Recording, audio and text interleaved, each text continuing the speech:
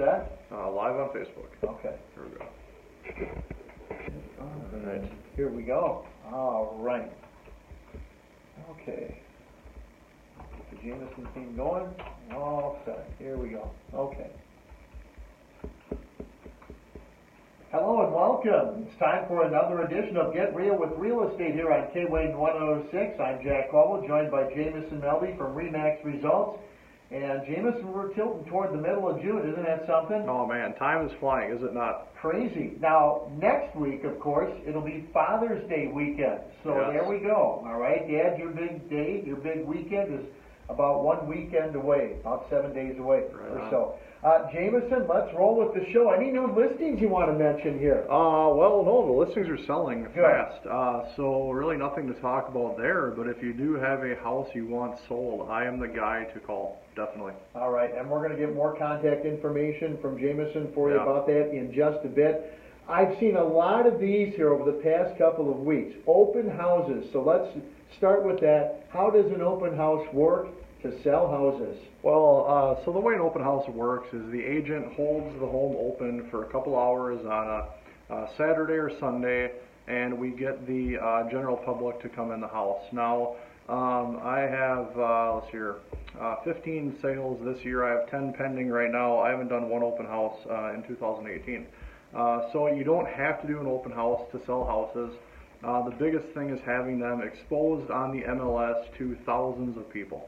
That said, open houses can work sometimes, and you get your exposure from putting the open house in the MLS. You put it on Zillow. People see signs and they come into the house. The reason I'm not a huge fan of open houses is because we're around the point now in my career I've sold about 500 houses, and I only have one sale that I can tell came from the open house. The rest are really debatable. But the one metric we can't track is if somebody comes to the open house, they tell their friend or a cousin, and then they book a showing with an agent, and they sell the house. So again, open houses, I'll do them if a seller is really adamant that we need it done, but clearly, the research shows, the stats show that you do not have to do them to sell houses. All right, fair enough. One thing I do in my job, I do a lot of interviews, and that's kind of what we're doing right now. But Jameson, what are some key questions to ask agents when interviewing them to sell my house? Yeah, well, there should be quite a few questions you would ask, and one of them would be, how long have they sold houses, which is fine, but what you want to find out is how many houses are they selling lately. We have a lot of agents that have been selling real estate 20 years, 30 years. So one would think that with the expertise and the experience that would be the best choice, and that's not always true. A lot of these agents are part-time. They're transitioning into retirement. Are they staying up on the latest and greatest tactics and technologies and websites, things like that, to sell the houses?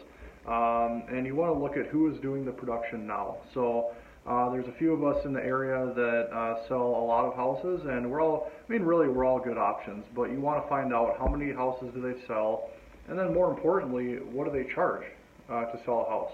Most agents have one fee. An agent like myself, I have several commission packages somebody can choose from. So you can pick how much marketing you want done on your house, and really gives the power to you as far as what we do. So really good options there.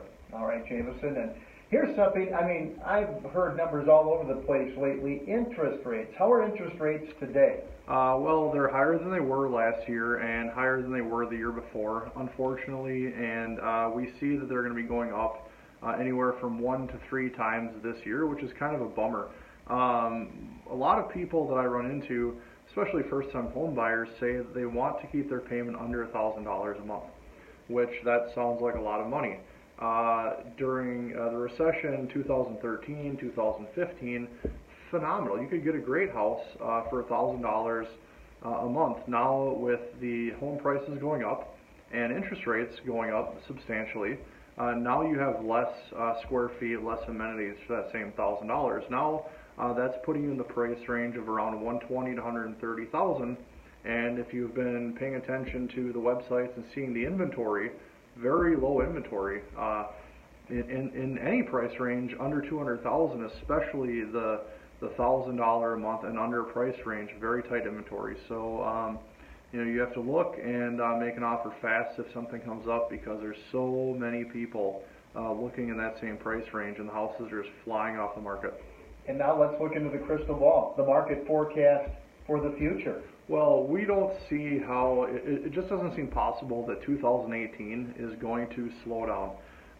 All the national real estate people, the people that own national brokerages, the people that forecast, people in finance, things like that, had been predicting now for a couple of years at some point we'll see a correction, and which means the market will go down. So if you see historical charts, during the recession we were at a low. Right now we're at a high, we're at a peak.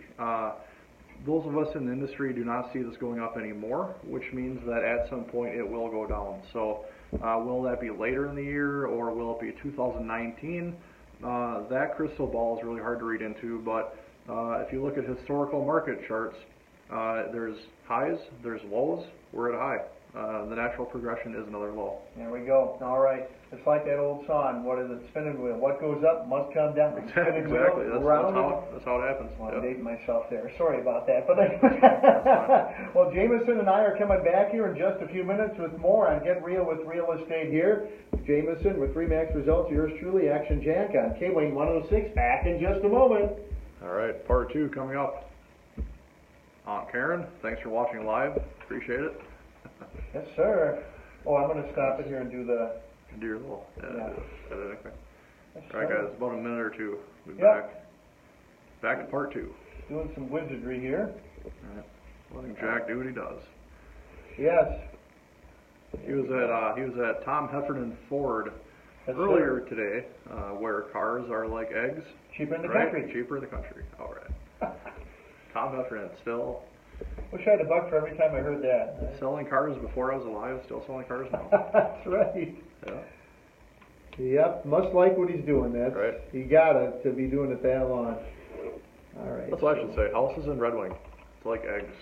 Cheap in the country. Cheaper in the country. So tomorrow is what, the Tomorrow's the 8th. 8th? Or not? No, today's 8th. Tomorrow will be 9th. Yes. Yeah. All right. June 9th. Okay. Here we go. Yes, there we go. Alrighty. Ready for part 2? Off closed circuit alert to whoever may be listening in. Today is the 33 years? 33rd anniversary of one of the scariest days of my life, where I was almost killed by a tornado. Oh. But anyway. Man. No, that's not good. I was on the air at a radio station in northern Wisconsin. Yeah, it was June 8, 1985. And a tornado roared through early on a Saturday night. Went about a quarter mile north of the station. Station was shaking like crazy. Oh. So, Not good. yeah, this Not date good. 1985. That was scary. It was an F3 tornado. Yeah. So, pretty good winds. Yeah, no, that'd be bad. Yep. All right, here we go, Jameson. Part 2. Part 2. Let's Should do play it. Carrie Andrew was blown away coming back out of the... Yeah. Just kidding. Right. All right, here we go. All right, we're back on Get Real with Real Estate here on this Saturday on KWayne 106. Action Jack Caldwell, joined by Jameson Melby from RE/MAX Results. And Jameson, here we go with part 2 of the show, folks. All right? Let's do it. You bet. If you like what you hear, we're not done yet. So, Jameson, here we are. We're into the middle of June. I would say this is probably like prime time for selling, but our house is still selling fast. Give us the lowdown. They are, yeah. So the median sale price in any area is selling extremely fast. Now, when we get double or triple that median sale price, we do see a significant reduction in how fast those houses sell. So if you're in Red Wing and you're 300,000 plus, just bear with us. Your house will sell. But yeah, they're selling really fast. I mean, we're seeing anywhere from a day, 2 days, multiple offers. If your house is around that 140 to 180, that magic price range, they're selling extremely fast. We have buyers backed up for days looking for those houses. So the more the merrier, definitely. Bumper to bumper. There we go. Yeah, definitely. So now, speaking of fast, what could I do to help sell my home fast? Well, it's a good idea to have somebody like myself come through the house. We'll give you recommendations on things you should do. Just because houses are selling quick doesn't mean you should neglect preparing the house for sale. So whether that's painting really loud rooms, painting them more neutral, staging, decluttering, fixing anything that might need work. One thing about 5 years ago, I started getting pretty adamant with my sellers about making repairs before we go to market on the homes, doing some of these things that will help their house sell for more money. Because if a buyer comes in and they look at, we need to paint these rooms, we have to do landscaping, we have to repair some holes, things like that, they perceive that to be much more expensive than it really is to fix that. So you're better off just fixing it on your dollar, using your contractors, friends, even people in the industry to get that stuff done. So really, just as much as you can prepare to make the house look move-in ready before we even start showings, the better it's going to go for you. Yeah, do a little groundwork, and it could actually pay off there in the sale price later. Yeah, definitely does. Absolutely right. So multiple offer scenarios, Jamison. What are some tips to get my specific offer accepted in a deal like that? Yeah, well, unfortunately, with buyers, that is what we're running into quite a bit, are multiple offer scenarios. So one of the things you can do to try, hopefully avoid that, is look at a house day one when it comes on the market. If you can't look at it day one, and if you can't make an offer day one, there's a good chance that there will be multiples. So once that happens, we need to look at giving the seller the highest net sale price to them as we possibly can get with the least amount of hassle. So what a seller looks at is, let's say they have 5 offers they're looking at. Number one to them, how much money am I getting off of the sale? If you're offering full price and you're paying your own closing costs, then they're netting full price, is what I mean by that. If you are asking for them to pay $5,000 or $6,000 in closing costs, which is very, it's a standard deal, not standard, but I would say 90% of the deals I'm involved in, on the listing side or the buyer side, the seller is paying the buyer's closing costs. And the buyer is getting nothing for free. The seller is taking that into account in their expense sheet, and they're looking at their net offer that they walk away with. So let's pretend you're buying a house for $150,000. If you're asking for them to pay $5,000 in closing costs, that's a $145,000 offer to the seller. Again, so if you need those closing costs paid as a buyer, then you have to look at going over list price. So they net full price, and then the question is how much more over full price do you want to go?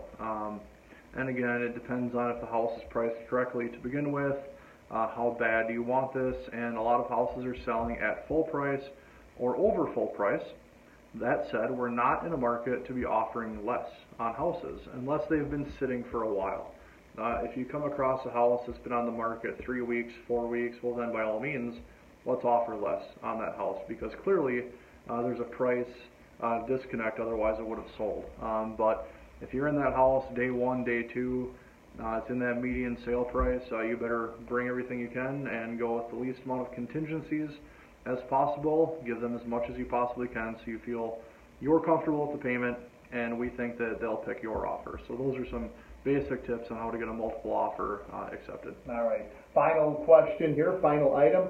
What should I know when spring's just about done? We're not quite the summer, but it's feeling like it at times. Right. What should I know about spring and summer sales? Well, once July 4th hits, we're going to see a lull in the sales. It happens every single year. Buyer's market, seller's market, doesn't matter. The weather is hot. It's not as convenient for people to look at houses. They'd rather be on vacations and at the beach, things like that, which is fine. Kids are out of school. Parents are taking that 2-week road trip across South Dakota, things like that. So much fewer showings in the summer. But then once September hits, then people start getting the snow fever. They're like, oh gosh, snow's coming. We have to hurry up and get something. And then we see more showings and more sales during September and October. So again, if you're a seller, just expect less showings during July and August. If you're a buyer now, that might be good for you, because there should be less competition out there for these houses. So we just have to see. I mean, we could be wrong. It could stay steady all the way through summer, but every year it happens, so which will be nice. The market will slow down a little bit. Realtors can catch their breath. Buyers might have a chance to be a little more selective, and yeah, we'll take it one day at a time. All right. Here it is. It's June. I think Jameson mentioned snow in there or something. I can't believe it. We forecast a long ways out. That's true. That's what we have to do. Yeah, so. it certainly pays to maybe look Yeah. ahead a little bit, Yeah, and definitely. good stuff there. Strike while the iron is hot, though, Definitely. folks. That is the MO for today's show. All right, Jameson, if folks want to get in touch with you, what do they need to do? Alright, you can find me on the web at jamesonmelby.com, and if you're hearing this on the radio, we do record this on Facebook, Facebook Live. When we record, these videos sit on YouTube, they sit on RE/MAX Results, Jameson Melby Real Estate. If you look me up in Facebook land, you can find me there. And always, my cell phone number is probably the best way to reach me. That is 651-764-8933. Fantastic. Have a nice weekend, Jameson. We'll see you next week for a Father's Day edition of the show. Sounds good. All right, for Jameson Melby with RE/MAX Results, Action Jack Cobble here on KWayne 106. We'll see you next Saturday for another edition of Get Real with Real Estate.